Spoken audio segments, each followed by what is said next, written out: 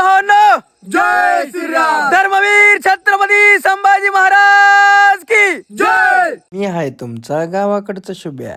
आज आमच्या गावचा बाजार होता. मी बाजारामध्ये गेलो होतो. भावांनो, तुम्ही कमेंट करा ही कोणत्या प्रकारची वांगी, कारण का एक नंबर क्वालिटी विषय बरं का. कारण मागच्या वेळेस नेली होती, खूप छान होती. आज काय 10वीचा पेपर, सगळी मुलं आपल्या पेपरला चालली होती. गावात थोडी भटकंती करता करता चावी आणण्यासाठी शाळेकडे गेलतो. येता येता आपल्याला ही शाळेतली पोरं दिसली. भावना, संस्कार हे बालमनावरच होतात बरं. त्याच एक उदाहरण म्हणजे हा मुलगा. महाराजांचा आदर, महाराजांवर प्रेम करणारी माणसं व मुले अजून पण आहेत. तर ते योग्य दिशेने चाललं ना, खूप छान आहे. घरी आलतो तर बाबांना हा अर्ज लिहून दिला आणि सही करायला सांगितलं. एकमेका सहाय्य करू अवघे धरू सुपंत, नुसतं म्हणून नाही करून बी दावायचं. काल महाराजांची शिवजयंती झाली, त्यात संभाजी महाराजांचा बलिदान मास चालू आहे. मग अशा परिस्थितीत आपण जर अन्न वाया घालवलं तर ते महाराजांना कसं रुचेल. मग म्हणलं टाकून देण्यापेक्षा हे आपण कोणाच्या तरी मुखात तरी घालू. मग आपल्या भाऊ कंशाच्या शेडवरती गेलो.